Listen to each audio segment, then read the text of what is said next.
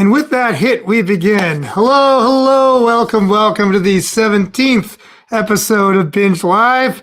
I'm your host, Jason Pramas, and there's our other host, Chris Faraone, both of the Boston Institute for Nonprofit Journalism. And tonight, our very special guest is Marc Levy of the brand new Cambridge-Somerville Independent. Welcome, Marc, to the show.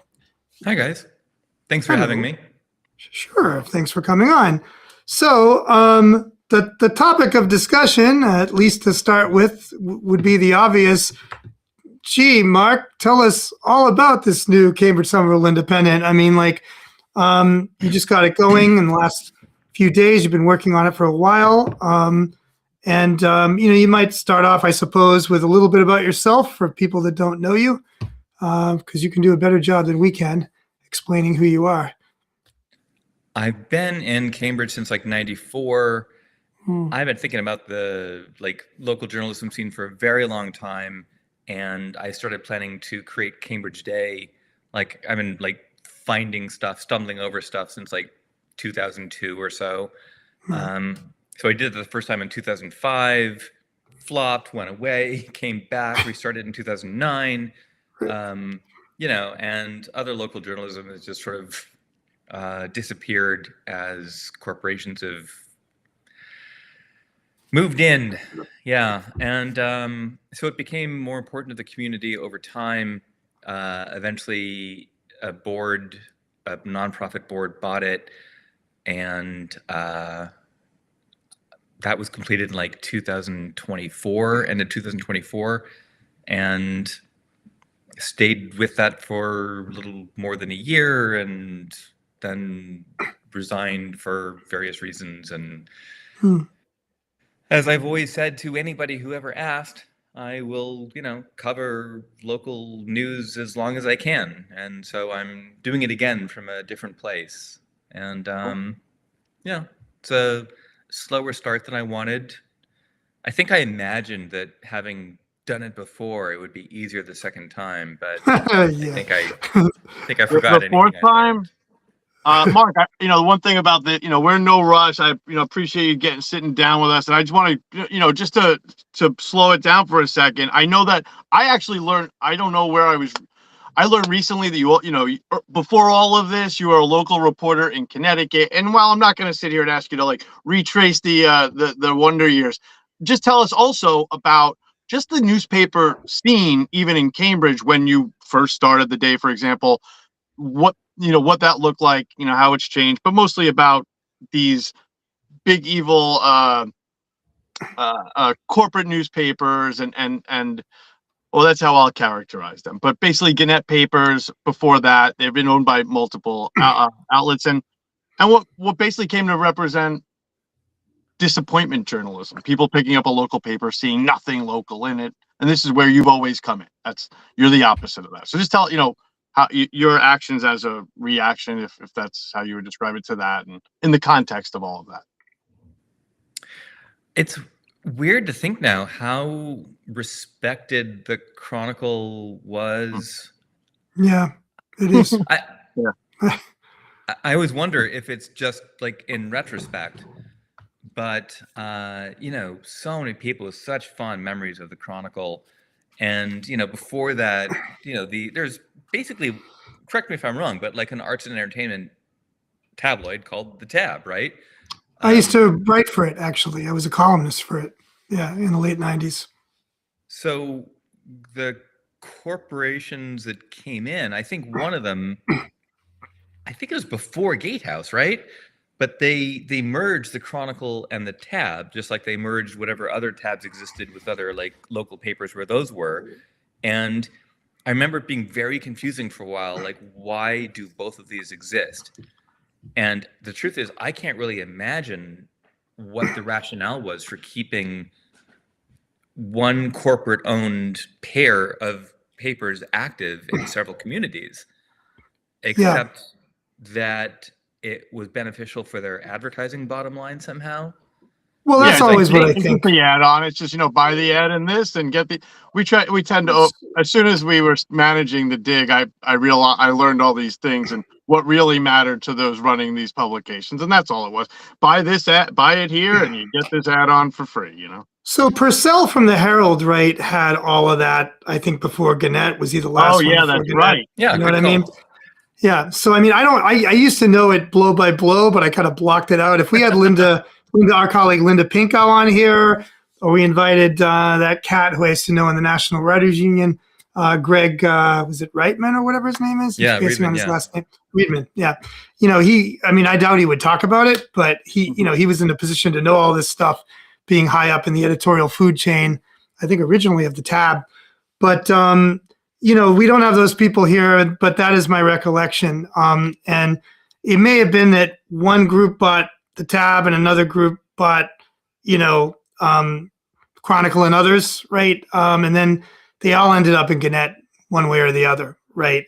Those that weren't immediately scrapped, which certainly happened, right? They picked and chose which publications that they'd acquired they were going to keep running. They merged some, and this has just happened over and over and over again over the last 25, 30 years until we arrive at today. But I agree with you, by the way, Mark, about the Cambridge Chronicle. I mean, I was in Cambridge for about 27 years, and I'm not far from there now, but and I would read the Chronicle, and I just thought there was nothing to it,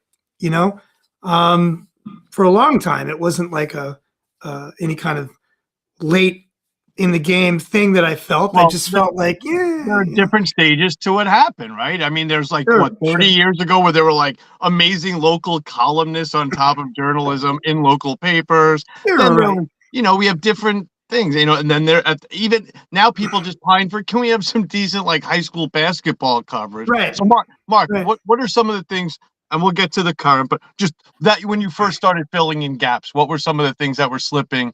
Because I've always known you as a great city council reporter, and a lot of politics, and I know you've always covered all stuff. But when I have to look at Cambridge, as I told a reporter recently about you, it's always interesting to give a quote to a reporter about a fellow reporter. But I said we've always looked to Mark. It was somebody who was writing. It was to Tom Meek, and I said, I always looked to Mark for city reporting. But when you first started, what were some of those things that you saw? Was it zoning? Like, what were some of the gaps? I wish I could tell you.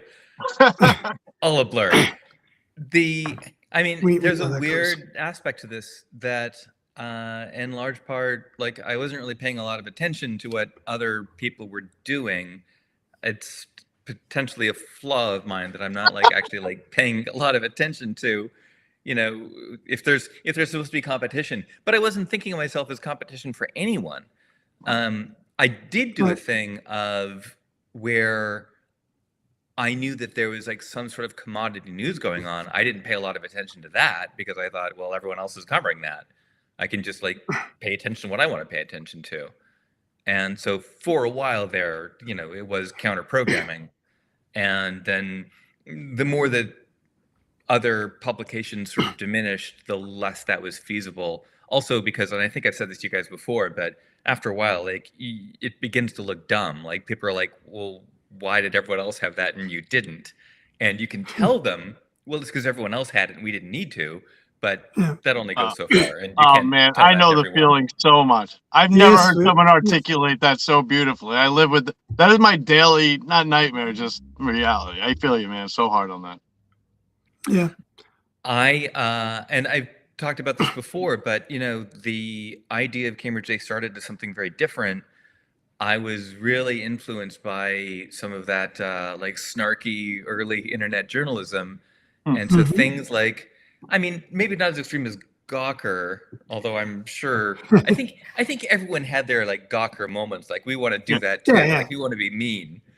But more I want to be mean right now, Mark, but I can't be. Yeah, I feel too responsible. Also more like New York Magazine or Talking Points Memo. This is fact-based. It's opinionated, but fact-based. And somehow people understand that. And when I tried to do it with Cambridge Day, people are like, what the hell is this?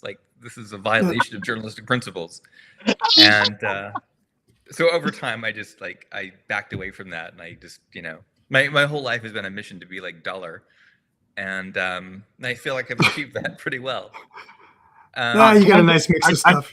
I just want to ask one, and then I'll let Jason, because Jason knows more about the current project. But I just want to kind of segue it in with this, and I know maybe it's my hobby horse, and I'm just kind of saying it through you. But I've known you for a while now, and I remember actually asking you, I believe, at MIT at a maybe media bistro, some old media thing, maybe future of media thing, where I literally asked you like the simplest question ever, and it's always 7. I'm like, because you needed a new website at the time. I'm like, has anyone ever here ever, like, you ever ask anyone here to build you a website? You're like, yeah, man, a million times. Like, nobody here is, the media lab is too, it's too big. Hoity-toity, yes. Yeah, right. But anyway, so my point is this. The simpler question is, what's it like to do journalism about like a city where like Neiman Lab is, the media lab? I mean, this is like between famous journalists and book and authors and fellows and I could go on and on. It's like everybody should be happy to support and do and fund and read and share journalism. I'm sure that's not the case. So just what's the environment like? And also, what are maybe some positives? Columnists who have come along, all these smart people. What's it like? Weirdly, again, I'm going to plead ignorance to a large degree. I'm just sort of I talk with a lot of people, and I tell almost everyone the same thing, that I'm definitely going to disappoint you. Like, whatever you want, like, I'm going to do my best to do that thing, and I'm probably not going to like do it as well as you want it to be done. I'm really not a specialist in anything. I'm a total generalist, just sort of like, and a lot of things that I can like sort of like learn over time, I'm also going to forget over time. So things I've covered are now a total blur to me. The idea that I can satisfy like everyone in a city of 120,000 people, like, it never really occurred to me as realistic. And so it's kind of like all of the fads in journalism that have come along over the years, all the things that are either going to destroy journalism or save journalism or change journalism forever. And I really find that journalism is the same. Like, there are little things different around the edges, but the more that people come at you with like, this is going to change everything, the more I'm skeptical. Like, I think the last thing was like the blockchain and like Web 3.0. Oh God, I totally forgot about that. And now so-called AI and all that. Yeah, no, I think it's. I agree 1,000,000%, and I'll add, Mark, that I thought you were going to say all of those things made a pit stop in Cambridge at some point in some way or another. So fantastic. A lot of them start in Cambridge, there's a lot of that. Like, well, why aren't you doing like this thing? And it's like, no, I'm just going to do this thing. Thanks, but this is what I know how to do, and I'm going to do it. And it's the same with the journalism as it is with the back end technological stuff. Whereas, like, this is what I know how to do, and I'm just going to do it. And it's pretty much a tried and true method. And it's the stuff that always survives when other stuff sort of falls away. Like, not that long ago, everyone was rabid about the idea of solutions journalism. Like, that was going to save us, And Chris still holds out hope for some of it. I like it in I knew Jason was going to make fun of me. I like it in concept, where we don't just, where we go look at other cities and towns where things are being done in a way that maybe our leaders. At the same time, I agree. It was shoved down our throats. The grants were small, and there wasn't a lot of follow up. But it was just another fad. But yes, I do like the concept of solutions journalism. I'm not down on the concept at all. It's the fattest part of it. It's the idea that something is going to save journalism or change journalism radically. That's the part that I'm skeptical about. Right. Like data journalism, like every other new flavor of journalism that academics don't forget engagement. I mean, these are mostly non-practitioners that come up with this shit, and basically at the end of the day, what they're describing is journalism. Or at least some important aspect of it that anybody that actually, like data journalism, I tell our interns, like, journalists have always done data journalism, right? We just didn't call it that, and we didn't have exactly the same tools we have now. But any good journalist is a good researcher. Obviously, any good journalist, like for engagement journalism, is out in the community, like the way Marc especially is, which is Marc's métier, right? You're like really out in the community, like you're just visible all the time. And people who say we need good investigative journalism. And I'm not sure I know what investigative journalism is, and I'm not sure that the word means the same thing to them as to me. Right. And so, you know, when it comes down to it, all I'm going to do is like, well, I'm going to like go to a thing and write what I saw. I'm going to go to a meeting and cover it. Like, it's just the same stuff, like for all of eternity. And that's seems to work okay. It's what people actually like come back to and need. So as a journalist who was based in Cambridge, right, and sometimes covered it, right, I mean, my view of Cambridge is like, yeah, it's weird. It's not weird, though, for the reason that all, you know, these like hepped up right-wing suburbanites think it's weird or whatever. And it's certainly not like commie la la land, the way that people like to style it. It's like that there is an elite layer in Cambridge because of the major universities, because of the corporations they attract, the government connections that they cultivate. That really is not the kind of thing I saw Marc or any of us covering, right? Those people are like on a global, in global networks. They're high flying. Most of what they do doesn't really have much to do with Cambridge, except they're, on islands, as it happens sometimes. And then there is the like regular Massachusetts city layer. And it's, you know, and you've got a lot of mostly middle-class people, upper middle class even, because it's expensive to live in Cambridge in the last many decades, you know, who are busy about city government stuff, get involved in politics, stuff like that. And, you know, there's a lot of commissions, a lot of stuff going on. And that's the kind of stuff I saw you, Marc, covering, right? And then there's kind of an underground bohemian layer that I was more attached to. Sometimes it's very transient, just all kinds of interesting artistic type people like doing stuff, which you also covered, right? That are often disconnected from the politically active layer, you know, and certainly disconnected from the high flying layer.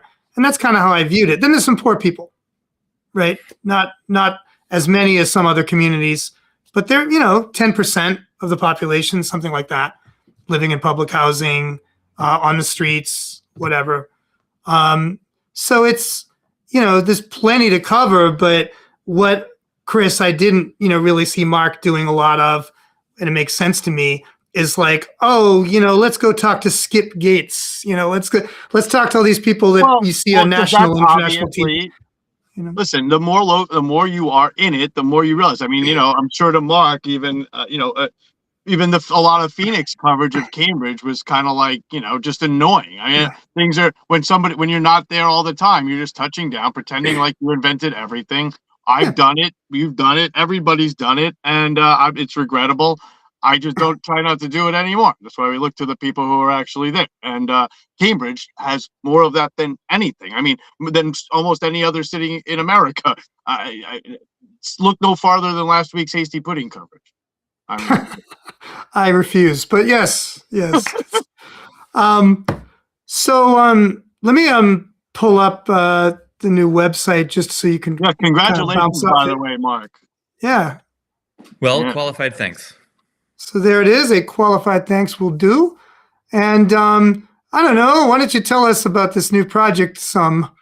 Because I mean, I'm involved, as Chris said, in the sense that in the past, when Marc was running Cambridge Day, our second nonprofit that we spun out of BINJ, the Somerville Media Fund, provided Marc with a way to get some nonprofit donations briefly before, you know, he sold the publication to the nonprofit group that took it over. And then, you know, basically when he told me he was leaving the day and he wanted to start a new thing, and, you know, I'm like, you know, well, what can I do to help you? And he was wondering about getting the donations going. So we've done that, you know. So that's my personal connection. It's not a BINJ connection. It's kind of me with my Somerville Media Fund hat on. It's just this little nonprofit that used to do stuff in Somerville and still does an annual festival called the Someday Festival, that our protege Ryan DeLello runs. But we've remained concerned about the state of Somerville news media.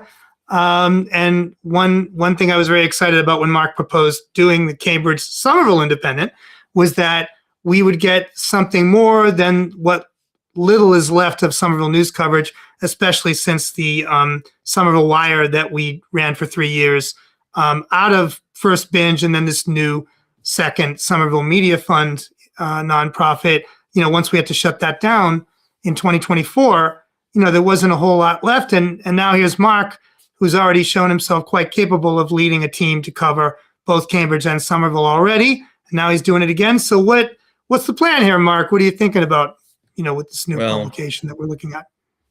First of all, I'm grateful for you for your support and your fiscal sponsorship. Sure. I am definitely all in on the Somerville stuff. And it's a major reason why I'm doing what I'm doing is that, I mean, if nothing else, I promised you that I would be doing Somerville news. And, if someone else isn't going to do it, then I'm going to do it. So some of this will seem like some of the same stuff that I've been doing for a long time. And some of it is a little bit new, if just to me. Doing office hours every week is a new thing. During the Cambridge daytimes, I was very buried deep in a hole of trying to dig myself out from all the things that I had to write and edit. And in this case, I'm definitely trying to leave time for other things, and that includes purposely being out in the community and accessible for at least an hour a week. And so the first office hour was tonight, and the next one is a week from tonight, Toscanini's in Central Square. And nice. I'll just bounce back and forth between Cambridge and Somerville for those. But you also see on this screen that Mike Gutierrez, the music columnist, the guy that does Hump Day News, is with us. And he is nice. Arts editor and doing some arts writing. I see a snarky subhead, Marc. I see a snarky sub. We're getting that gawker in there. We're exercising with the exorcising our. I love it. Our chops.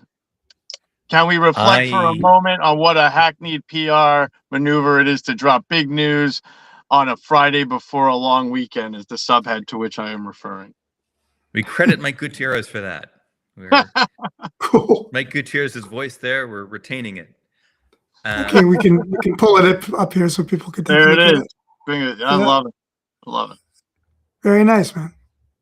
And and I respect Mike so much that I'm even allowing him to write about Medford. Hey, why not? I had suggested to Marc that we try to get together and do some grand Cambridge Somerville Medford thing. He's like, no way, man, I'm not covering Medford. It's too much. What does Medford still have? What does Medford don't they have, Chris? No, for a publication. They have a new thing. Yeah, the new thing that we tried to kind of they were supposed to come to a conference we did last spring, Chris. I'm just spacing on the name. I can look it up. We'll check them out. Yeah.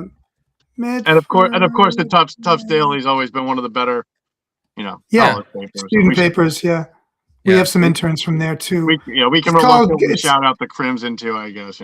It's Gotta Know Medford. That's that name that we've all forgot. Gotta Know Medford. So that's our colleagues over there. Just to loop back. Yes. To a little bit of a conversation a little bit ago, I just want to point out that every time that some Cambridge intellectual or some media pundit or whatever has some brilliant idea about how we should be innovating or what trend we should be following in journalism.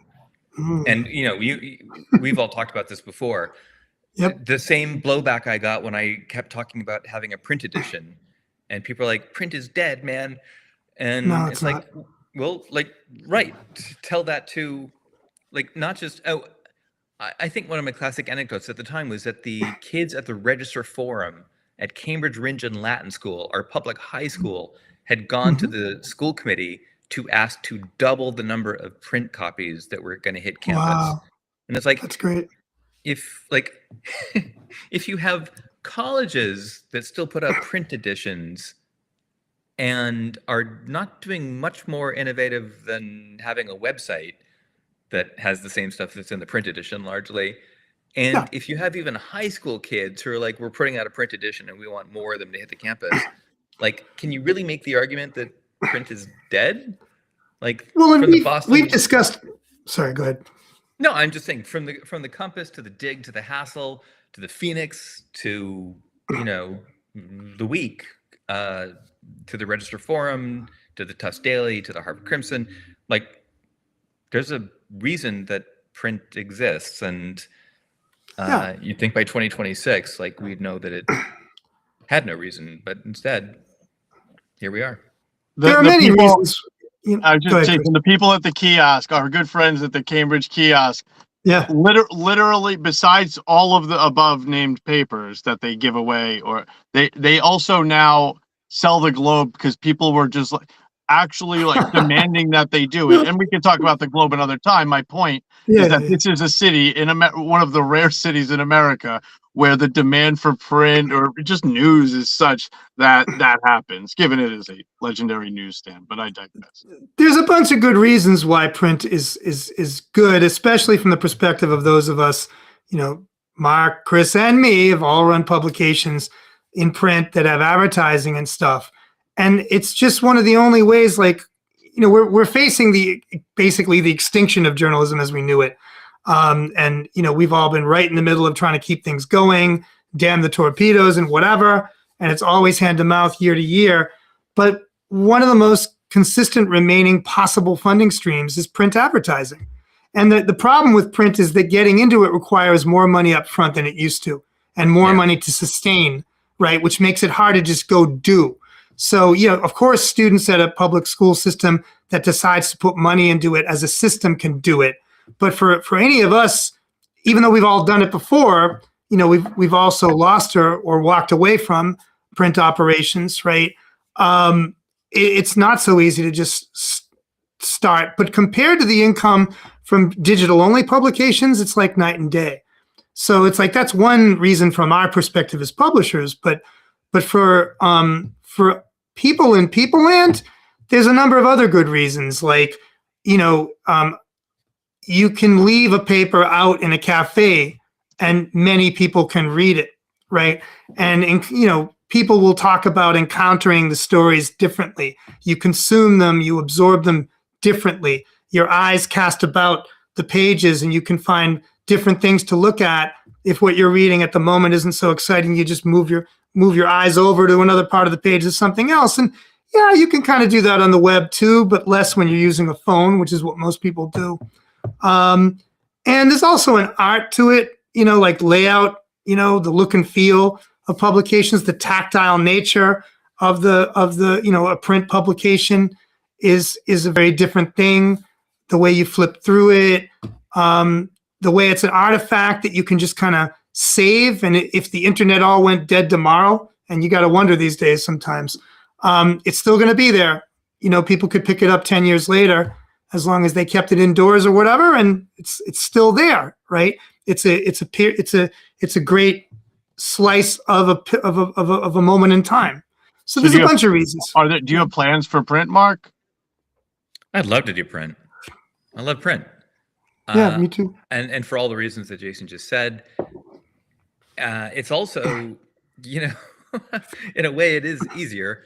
The website you're looking at has been a technological disaster. We're familiar with the problem because of overseas AI scrapers.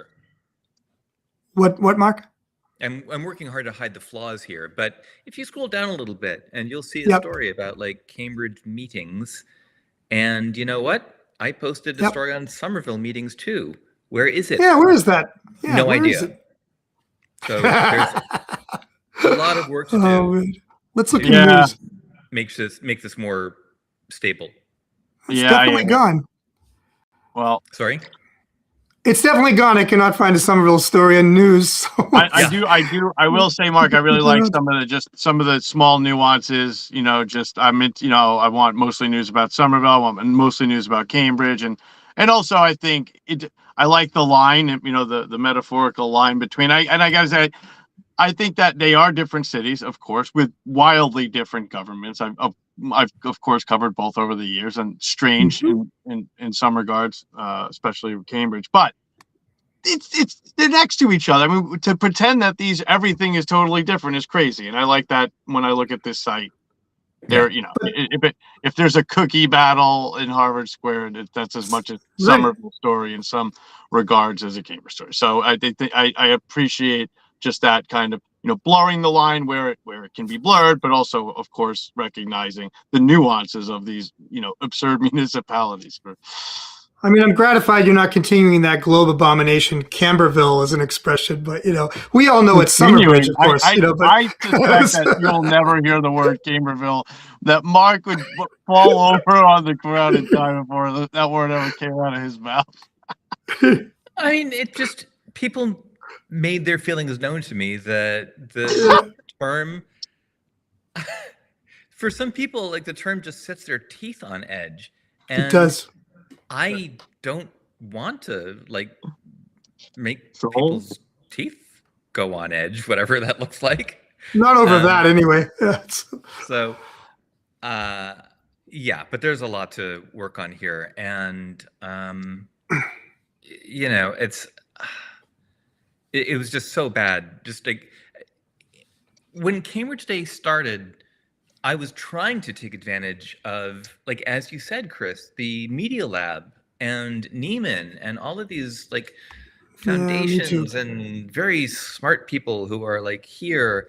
And I was trying to engage them on the idea of we need to have a turnkey system. Like, I'm just setting Cambridge Day up as a learning lab, and we're going to figure out a turnkey system. Like some kid in some random news desert somewhere in America is going to be able to go to their computer, get a website, name it, half hour later, it's rolling. They can go out and start covering the news. And there's all these self-sustaining funding tools that are going to help them. We're going to make it really easy for someone to go out and cover their city or town and seed their news desert into a news garden.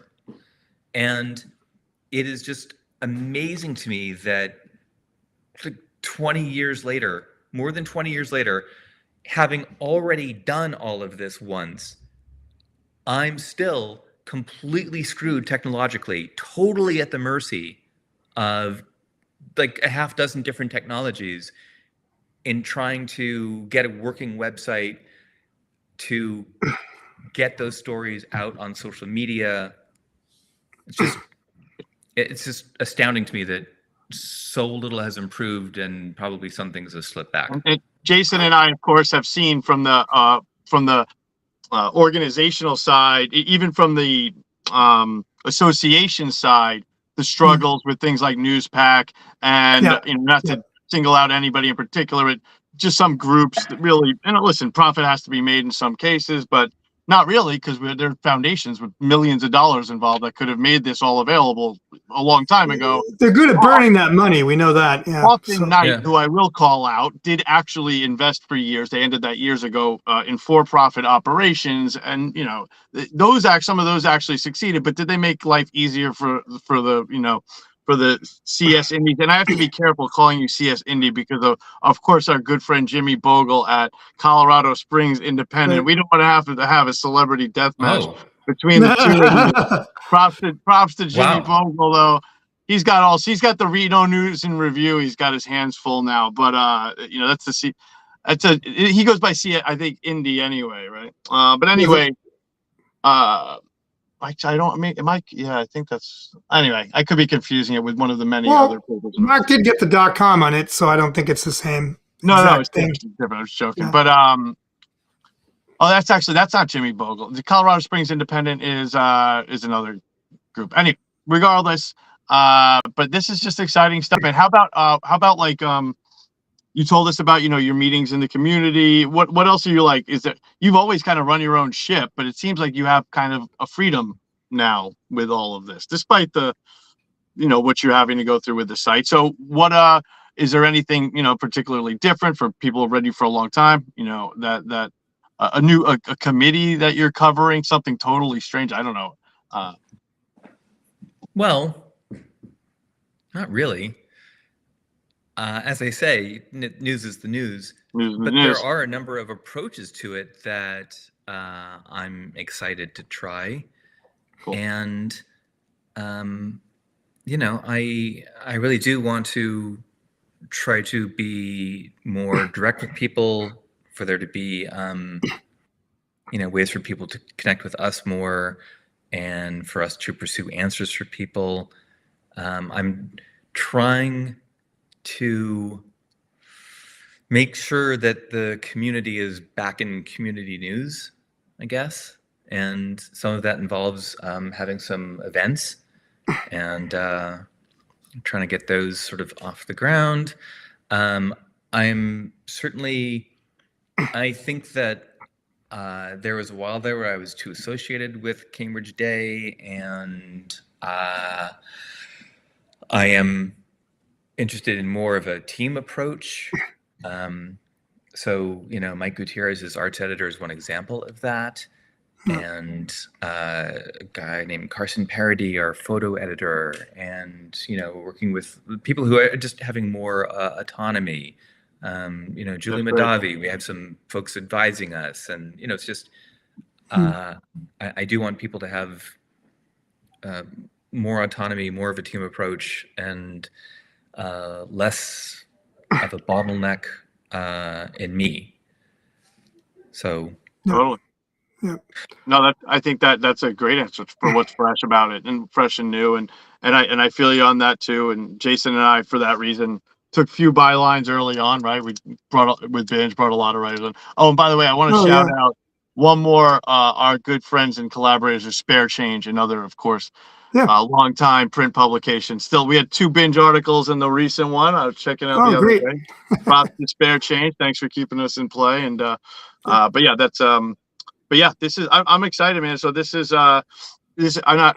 It's already got quite a bit of stuff up there, because I know you were waiting. I know you were waiting to launch, and that's always tough. I've been in that position where you're writing stuff, and I appreciate sharing some of that with BINJ. We're going to continue, that relationship. Hopefully, I don't know what are some. And I was going to ask. So you're doing the open office hours, and I know that's like there's no direct, but generally speaking, how do you see that working? People come in with ideas, talk about stories you're already working on.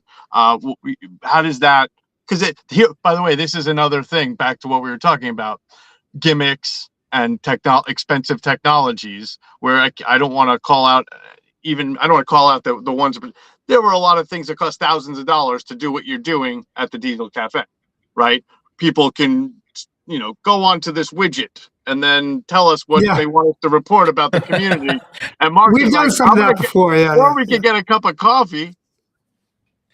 Look, over the past several years, I've had a lot of really nice, dare I say it, heartwarming moments where people are just shocked because they called me and I pick up the phone.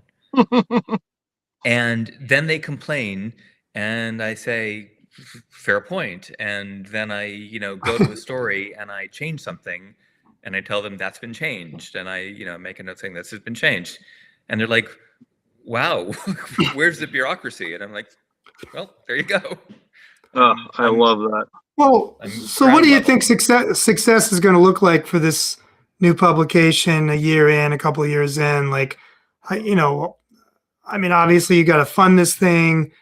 Yeah. How are you thinking about doing all that? I mean, I know a little bit of it on the nonprofit side. You can take donations, through our second nonprofit. Okay, fine. But it's a commercial publication, right? It's taking advertising. So what are you trying to get to? X number of paid staff, X amount of money? I mean, what's in your mind that you want to talk about? I have very few expectations. The goal is just sheer survival. Right. I think that practical. It'll be nice to last into year 3, when you can arguably, make a bid for foundational grants, I get the sense that, before that, not a lot of foundations or big givers will be like, well, let's just send you hundreds of thousands of dollars. Well, you've already made the mistake of showing that you can do journalism. If you're a total fraud with a pitch deck and there you go. nothing to show for Right. it, you might have been in decent Write your own positioning for ticket. funding. But no, man, you made the royal mistake of showing not once but multiple times that you're very capable of running a shoestring operation. But with that said, you're right, and I don't think 3 years, but I would say year 2 actually, but yeah, I mean it's going to take some time, and there's just very little money out there anymore. It's gotten worse since Trump 2 administration has started. Money. I think project-based money is doable. Yeah, this is why I'm really arguing for the community aspects of this, and to try to get back to the totally failed roots of Cambridge Day as more of a co-op approach, where there are people who are interested in doing the work for their own purposes, for the sake of civic engagement, and that's the juice. And I don't know if that's going to succeed. I don't know how much of that is out there. Just like Cambridge Day pre-purchase, or I guess even like post-purchase for the past year or so, I think that a balance is necessary, where there will be some, so-called citizen journalists, and then other needs for paid freelance work. But I think it's a very complicated balancing act, and I don't think anyone knows where this is going. Not Cambridge-Somerville Independent specifically, but journalism as a whole. So, well, ideally though, you want the hardest thing we find is building. Well, there are so many hard things about doing journalism now, but I mean, building an audience has become the hardest thing. I think you're ahead of the game in some ways, because you yourself are a brand in Cambridge, certainly, and to some degree Somerville. And, so people are going to very quickly be spreading the word about this new thing, and people are going to come in and check it out, sign up for your newsletter, I think. Whereas, with BINJ, it's more of a greater Boston and to some extent statewide thing. And it's harder even than, to build an audience than it is in a couple of localities like Cambridge and Somerville. But the stuff that used to work, like, you get your SEO and your website right, and you're going to get a lot of Google search hits that translate to people starting to check you out, and then you can bring them into your newsletter funnel, and then you've kind of got them, and you can pitch them to donate to you, and bring up investment opportunities or whatever, and that's how you're going to ultimately get your economic engine revving. I mean, that doesn't work anymore, right? And I've said before on our show, so-called AI, is blocking a lot of people from seeing links on search engines anymore. They're just seeing AI summary, which doesn't always make it very obvious where it is getting stories about Cambridge and Somerville from. It'll just say, you have this question about Cambridge and Somerville? Let me answer it. And here's this little tiny link on the bottom that might say CSND after a while, right? Yeah. That's not going to drive your traffic. But the, word of mouth can, right? And so if you're succeeding, what kind of audience would you like, ballpark number for the two communities in a couple of years? What do you think is a reasonable, aspirational target? Hadn't even occurred to me. I don't know. What's your 10,000. take? Well, you also What's got my this take?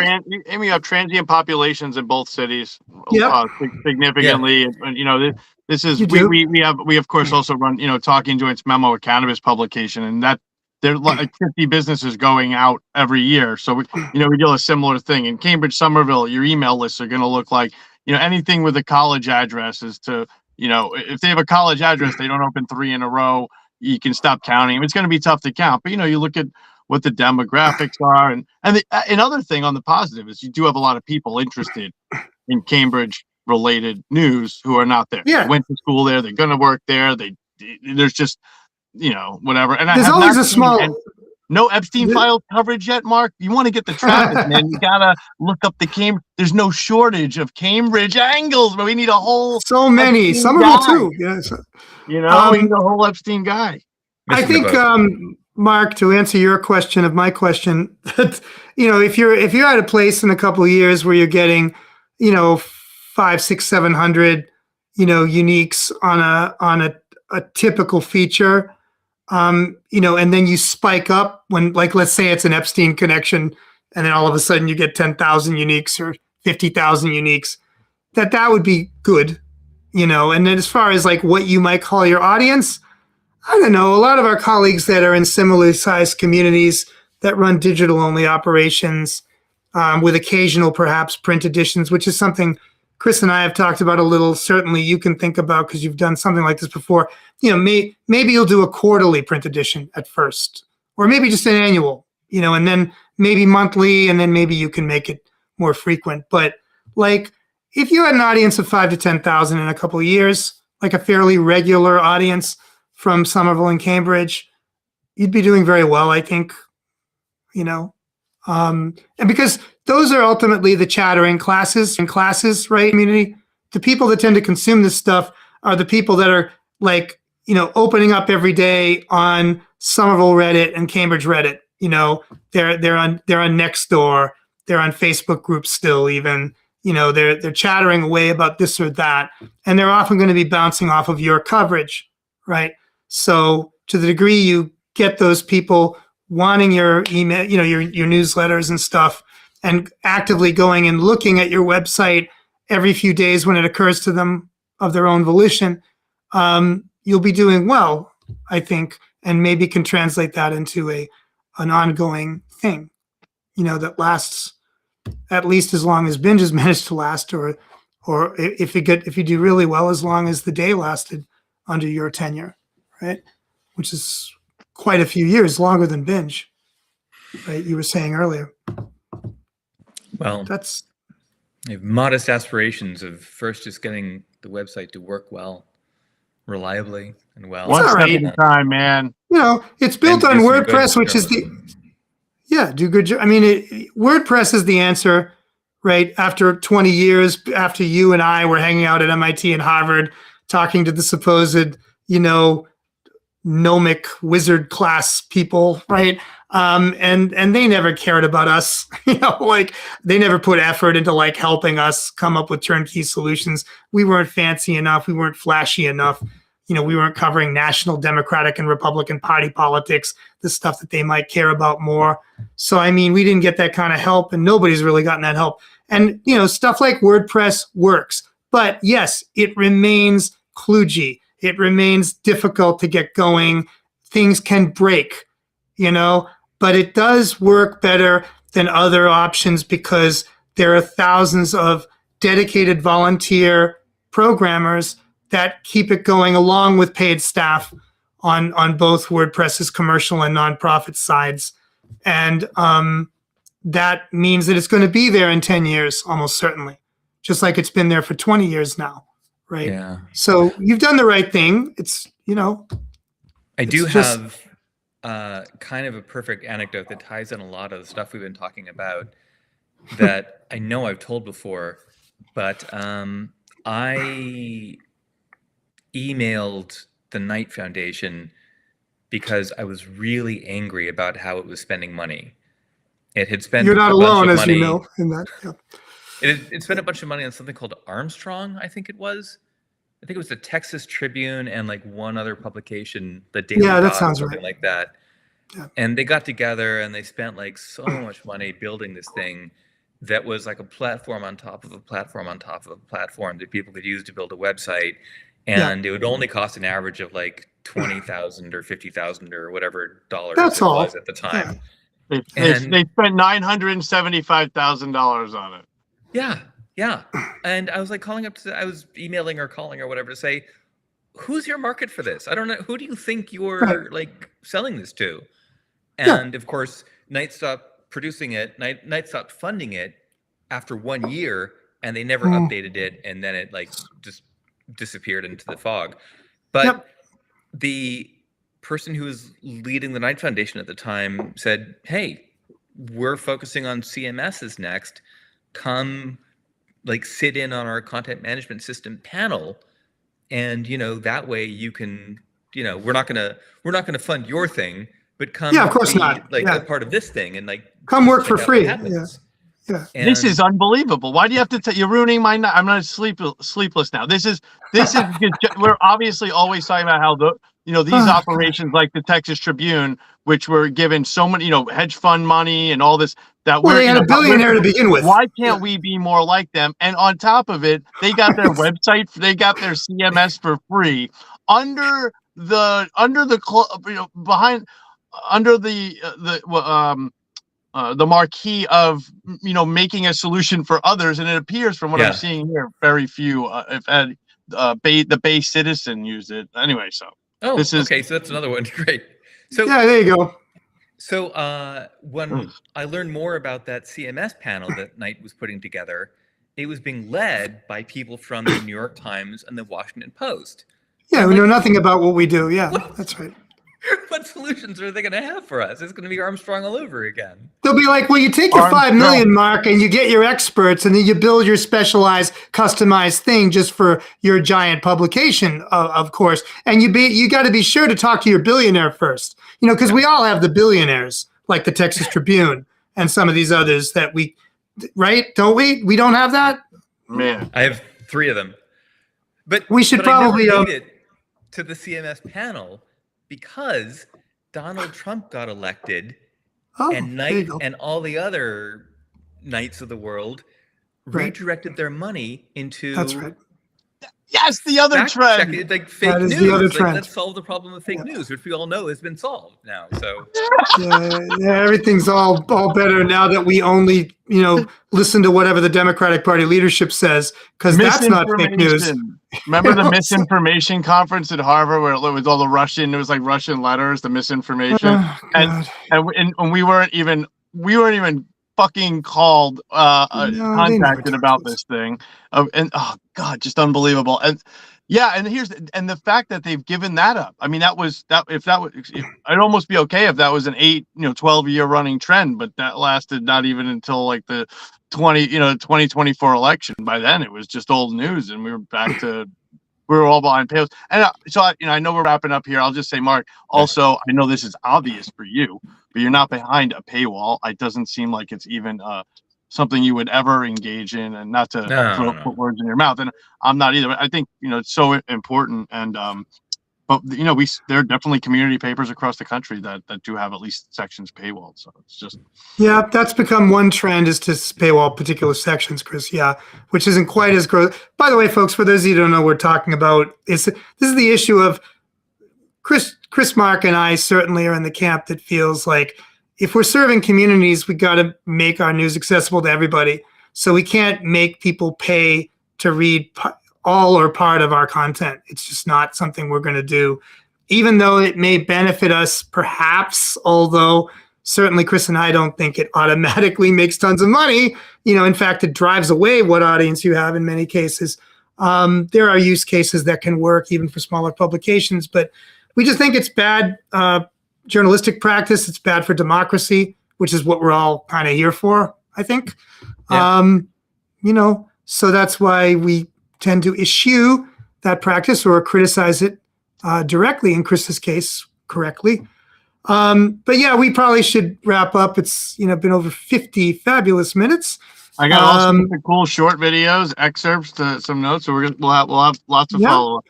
And I mean, Mark, you got any parting thoughts? Final thoughts?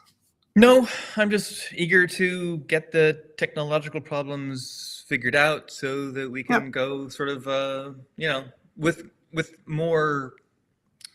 I'm sort of holding back because I want people's stuff to get seen, and I don't think that we're there yet. So as soon as I think we're close to figuring out some stuff, and so soon we can do more and better. Well, good. So I mean, you can obviously call upon us for whatever assistance we're able to render, as ever. Best of luck. with Cambridge-Somerville Independent at csindie.com, correct?